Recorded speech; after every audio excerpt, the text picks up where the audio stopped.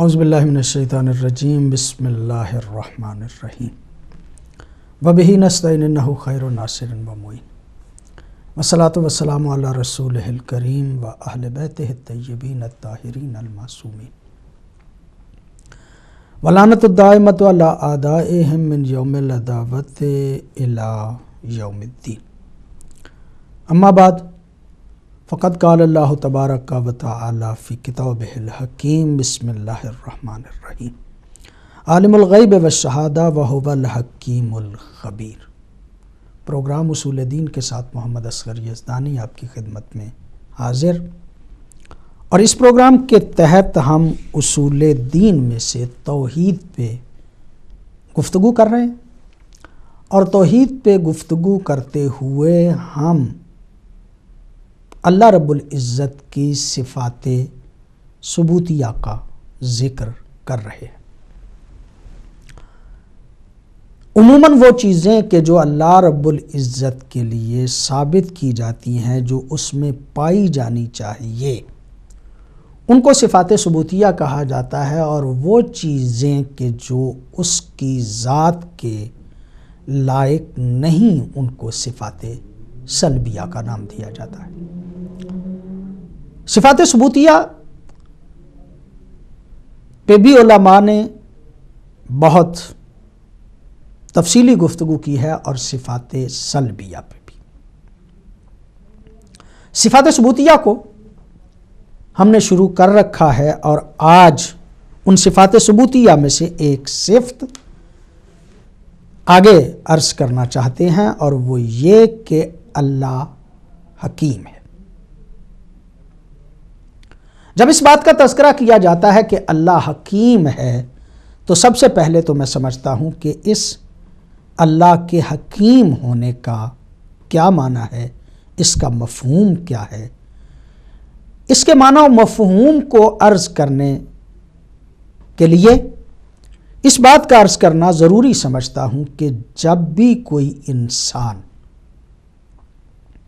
اس کائنات پہ غور و فکر کرتا ہے، اور یہ جانتا ہے کہ اس کائنات کا کوئی نہ کوئی بنانے والا ہے، یہی کہنا کہ وہ اس کائنات کا بنانے والا ہے، اور پھر وہ کائنات کو دیکھتا ہے اور کائنات کے نظم کو جانتا ہے، کائنات کے ایک ترتیب کو سمجھتا ہے، تو یقینی طور پہ وہ اس بات کی طرف متوجہ ہو جاتا ہے کہ کوئی نہ کوئی ایسی ذات ہے کہ جس نے پوری حکمت کے ساتھ اور دانائی کے ساتھ اس کائنات کو بنایا۔ اس بات کو بھی کئی مرتبہ عرض کیا جا چکا کہ ہر روز علمی ترقی اور نئے نئے انکشافات یہ اسی بات کی دلیل ہے کہ اس ذات توحید نے اس کائنات کو پورے نظم کے ساتھ تخلیق کیا ہے۔ ویسے تو اگر ایک ایک چیز پہ ہم بحث کرنا شروع کر دیں تو ظاہر ہے وقت بھی زیادہ لگے گا، اور یہ مسئلہ بھی لمبا ہو جائے گا۔ اگر کائنات میں ایک حیوان، ایک جانور، ایک پرندہ جس پہ خاص طور پہ بحث کی جاتی ہے، اس کا نام کبھی شب پرا رکھا جاتا ہے، کبھی خفاش کے نام سے یاد کیا جاتا ہے، چمگادڑ بھی اس کو کہا جاتا ہے، جو رات کے اندھیرے میں نکلتا ہے، دن کے اجالے میں وہ باہر نہیں نکلتا، اور دن کے اجالے میں وہ اڑ بھی نہیں سکتا۔ جب رات کا اندھیرا ہو جاتا ہے تو اندھیرے میں وہ اپنے سفر کو جاری رکھتا ہے، اور اپنے رزق اور روزی کے لیے اپنے گھونسلے سے یا اپنے اس مقام سے کہ جہاں پہ وہ اپنے آپ کو چھپا کے رکھتا ہے، وہاں سے نکل کے اڑنا شروع کر دیتا ہے۔ یہ شب پرا، خفاش یا چمگادڑ جس کو کہا جاتا ہے، یہ کہتے ہیں کہ دیکھنے کی بجائے سنتا ہے۔ بہت زیادہ اس پہ تحقیق کی گئی، اس پہ ریسرچ کی گئی، اور جب اس پہ تحقیق و ریسرچ کی گئی، سائنسدانوں نے اس پہ غور کیا اور تحقیق کی، ایک ٹنل میں، ایک پائپ میں اس کو چھوڑا گیا کہ جس کے ہر طرف سے کچھ تاروں کے ذریعے سے اس ٹنل کو جو ہے وہ اور زیادہ باریک کر دیا گیا تھا، اور اس پہ رنگ لگا دیے گئے اور اس کو چھوڑا گیا۔ جب اس کو ایک طرف سے چھوڑا گیا تو دوسری طرف سے جب یہ نکلا تو دیکھا گیا کہ اس کے پروں پہ کسی قسم کا کوئی رنگ موجود نہیں تھا۔ یعنی اس نے اپنے جسم کو ان تاروں سے اور ان چیزوں سے کہ جو اس کے ارد گرد بنائی گئی تھی اس ٹنل میں، اس کے ساتھ لگنے نہیں دیا۔ کیوں؟ جب اس پہ مزید تحقیق کی گئی تو اس بات کا پتہ چلا کہ یہ کسی چیز کو دور سے محسوس کر لیتا ہے۔ ابھی کوئی چیز اس سے بہت فاصلے پہ ہو تو اسے پہلے پتہ چل جاتا ہے کہ فلاں چیز فلاں جگہ پہ موجود ہے، اور یہ اپنے راستے کو انہی چیزوں کی روشنی میں اپنے راستے کو متعین کر لیتا ہے۔ سائنسدانوں پہ نے اسی پہ تحقیق کر کے علماء فرماتے ہیں راڈار جو ہے اس کو بنایا ہے۔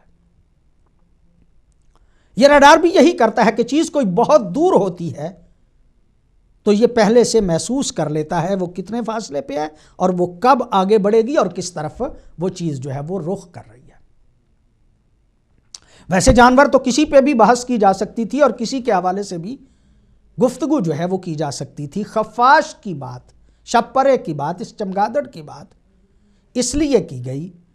کہ نہج البلاغہ میں سرکار حضرت امیر المومنین علی علیہ السلام نے کائنات کو اللہ کی حکمت سمجھانے کے لیے اسی پرندے کی مثال دی ہے۔ سرکار حضرت علی علیہ السلام ارشاد فرماتے ہیں وَمِن لَطَائِفِ صَنْعَتِهِ، اللہ رب العزت کی صنعت کے لطیف اور باریک چیزوں میں سے وَعَجَائِبِ حِکْمَتِهِ، اور اللہ رب العزت کی حکمت و دانائی کے عجائب میں سے ایک چیز ہے ما ارانا من غوامض الحکمت فی ہذہ الخفاش، وہ چیز کہ جو ہم نے دیکھی ہے اس کی حکمت میں سے وہ اس خفاش میں پائی جاتی ہے، وہ اس چھپرے میں پائی جاتی ہے، وہ اس پرندے میں پائی جاتی ہے۔ سرکار حضرت امیر المومنین علی علیہ السلام نے آج سے 1400 سال پہلے اس شپرے، اس خفاش کے بارے میں جو فرما دیا کہ اس میں اللہ کی حکمت اور اس کی دانائی کے اسرار موجود ہیں، اس پرندے میں اس کی حکمت و عجائب کے اسرار موجود ہیں، یہ پہلے بیان کر دیا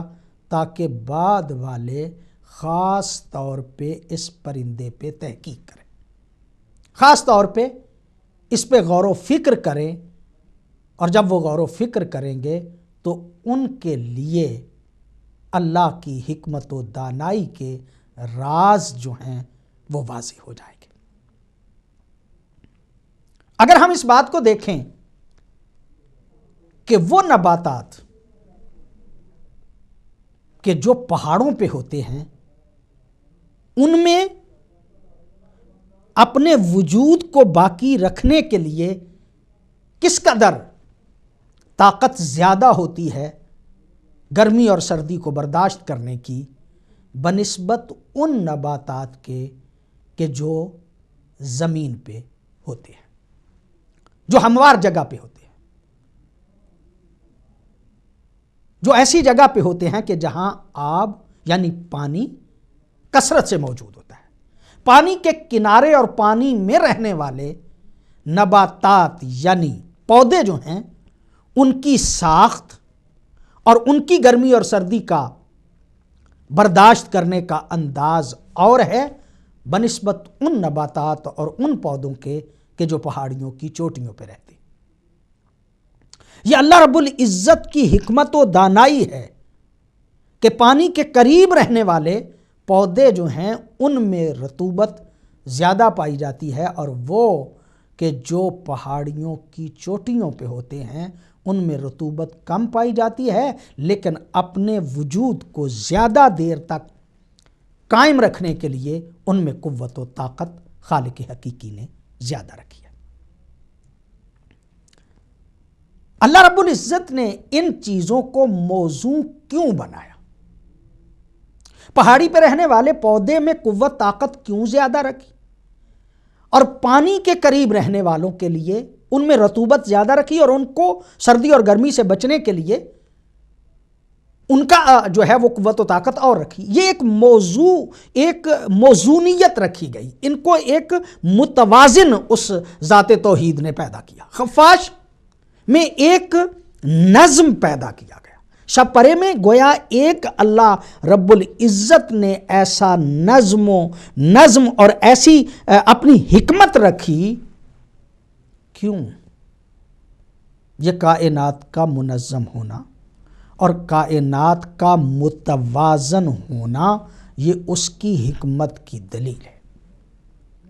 اللہ رب العزت اگر اس کو منظم نہ رکھتا اور کسی میں جھول آ جاتا تو کسی چیز میں جھول کا آ جانا یہ اس کے جہل کی دلیل ہوتی کہ وہ جانتا ہی نہیں تھا کہ پہاڑوں پہ کیسا پودا ہونا چاہیے. وہ جانتا ہی نہیں تھا کہ پانی کے قریب رہنے والا پودا جو ہے وہ کیسا ہونا چاہیے تھا. وہ جانتا ہی نہیں تھا کہ وہ پرندہ کہ جو رات کے اندھیرے میں چلتا ہے اس کے لیے کن کن چیزوں کی ضرورت تھی. یہ گویا اللہ کی طرف جہل کی نسبت دی جاتی کہ اسے اس بات کا پتہ نہیں تھا، یا یہ کہ وہ اس طرح کا بنانے پہ قادر ہی نہیں تھا، عاجز تھا کہ وہ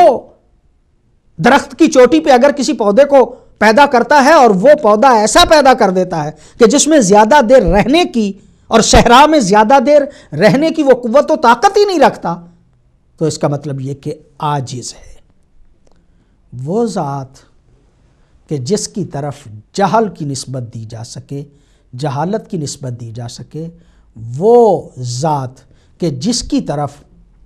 عاجز ہونے کی نسبت دی جا سکے، وہ ذات اللہ نہیں ہو سکتی. اللہ اس ذات کو کہتے ہیں کہ جو نہ عاجز ہے اور نہ جاہل ہے. چونکہ وہ عالم ہے، چونکہ وہ قادر ہے، لہذا اس قادر و عالم نے جب اشیاء کو خلق کیا ہے تو پوری حکمت و دانائی سے خلق کیا ہے. کوئی چیز بھی جس پہ اگر غور و فکر کیا جائے تو یہ بات پوری طرح سے واضح ہو جاتی ہے کہ وہ اللہ رب العزت کی حکمت کا شاہکار ہے. سرکار حضرت علی علیہ السلام نے نہج البلاغہ میں اسی لیے کہا کہ اگر خفاش یعنی شب پرہ چمگادڑ جو ہے اس پہ ہی انسان غور کر لے تو انسانوں کو پتہ چلے کہ اس کے حکمت و دانائی کے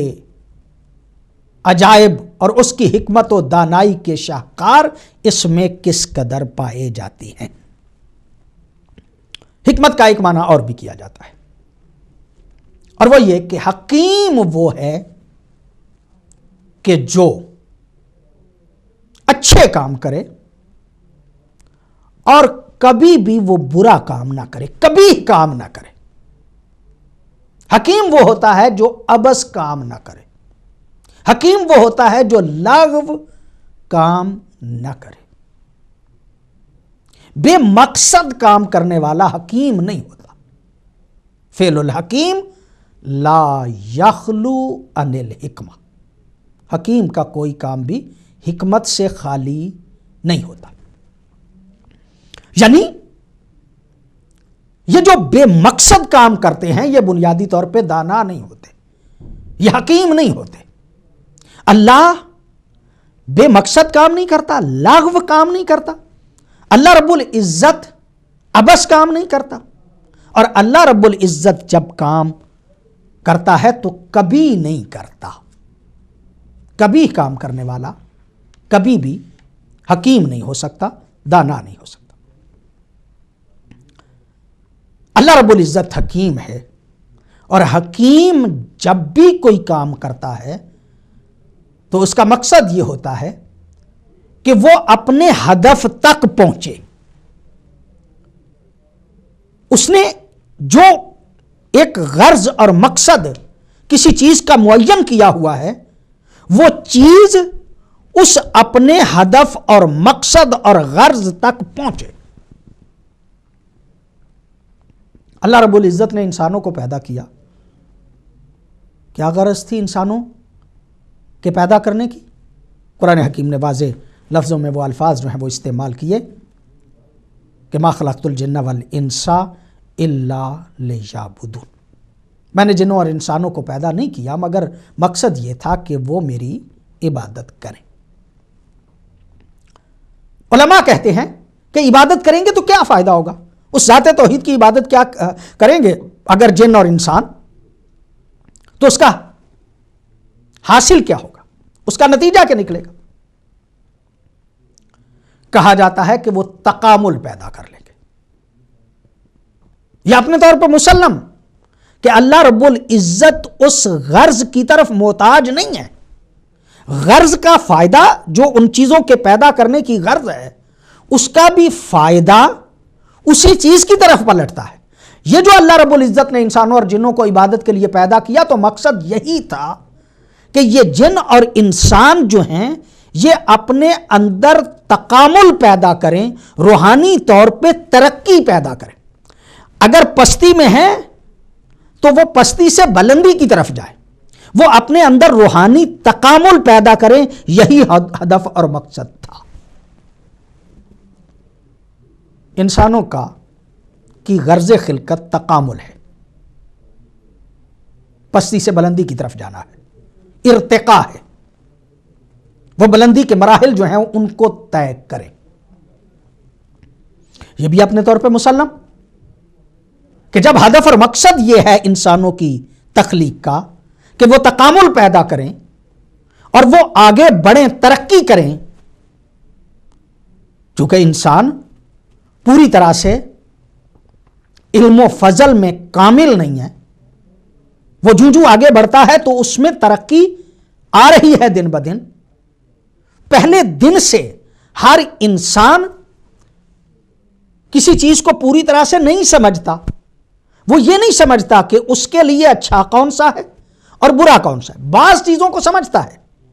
لیکن بعض چیزوں کی اچھائی اور برائی کو وہ نہیں سمجھتا، اس لیے کہ جو علم ترقی کرے گا تو اسے پتہ چلتا جائے گا کہ اچھا کیا ہے اور برا کیا ہے۔ چونکہ اول مرحلہ پہ وہ ہر چیز کی اچھائی اور برائی کو نہیں سمجھتا اور ہر چیز کے بارے میں اسے پتہ نہیں ہے، لہذا اس ذات کی حکمت اس بات کا تقاضا کرتی تھی کہ انسانوں کو قاعدۃ اللطف کے تحت ان چیزوں کی طرف متوجہ کر دیتا کہ کون کون سی ایسی چیز ہے کہ جو انسان کے لیے فائدے مند ہے اور کون کون سی چیز ایسی ہے کہ جو انسان کے لیے نقصان دہ ہے۔ یہ جو شریعت ہے یہ بنیادی طور پہ اللہ کی طرف سے اپنے بندوں پہ ایک لطف ہے، ایک کرم ہے کہ اس نے بجائے اس کے کہ یہ تحقیقیں کر کے بعد میں کسی نتیجے پہ پہنچیں، اس نے پہلے ہی بیان کر دیا کہ کون کون سی چیزیں ایسی ہیں کہ جو تمہارے فائدے میں ہیں اور کون کون سی چیزیں ایسی ہیں کہ جو تمہارے نقصان میں ہیں۔ کچھ چیزیں تو چھوڑ دیں کہ تم خود سے تحقیق کرو، ریسرچ کرو، اور تحقیق و ریسرچ کر کے ان کو جو ہے وہ خلق لکم ما فی الارض جمیعا، اللہ رب العزت نے اس کائنات میں جو کچھ ہے وہ تمہارے لیے پیدا کیا ہے، یعنی ہر کوئی ہر چیز تمہارے لیے پیدا کی ہے۔ اس میں جو ہے وہ تحقیق کرو، ریسرچ کرو، سمجھو اس بات کو کہ کس چیز میں کس چیز کا فائدہ ہے، لیکن بعض وہ چیزیں کہ جو فوری نقصان دہ ہو سکتی تھی، فوری فائدہ مند ہو سکتی تھی، شریعت اسلامیہ نے ان چیزوں کو بیان کر دیا ہے کہ یہ کام کرو گے تو تمہارا نقصان ہوگا، یہ کام کرو گے تو تمہارا فائدہ ہوگا۔ یعنی کچھ چیزوں کی اچھائی اور برائی کو، یعنی حسن کو اور قب کو شریعت اسلامیہ نے بیان کر دیا۔ اور وہ لوگ کہ جو شریعت اسلامیہ کی تبلیغ کے لیے آئے، وہ کہ جو پہنچانے کے لیے آئے، ان کو کبھی نبی کہا جاتا ہے اور کبھی رسول کہا جاتا ہے۔ یہ انبیاء و رسل یا اللہ کی حجتیں صرف اس لیے آئی تھیں تاکہ انسانوں کو اس اچھے اور برے کا جو ہے وہ پتہ جو ہے وہ بتا دیں۔ قرآن حکیم نے بڑے واضح لفظوں میں کہا رسلا مبشرین و منذرین لئلا یکون للناس علی اللہ حجہ بعد الرسل وکان اللہ عزیزا حکیما۔ ہم نے ڈرانے والے اور بشارت دینے والے اس لیے بھیجے کہ اللہ رب العزت کے اوپر تمہاری کوئی حجت نہ رہے، بلکہ اللہ کی حجت تم پہ رہے، اس لیے کہ وہ عزیز بھی ہے اور حکیم بھی ہے، اور حکمت کا تقاضا یہ ہے کہ وہ تمہیں اچھا بھی بتا دے اور برا بھی بتا دے۔ حاضر ہوتے ہیں ایک چھوٹے سے وقفے کے بعد۔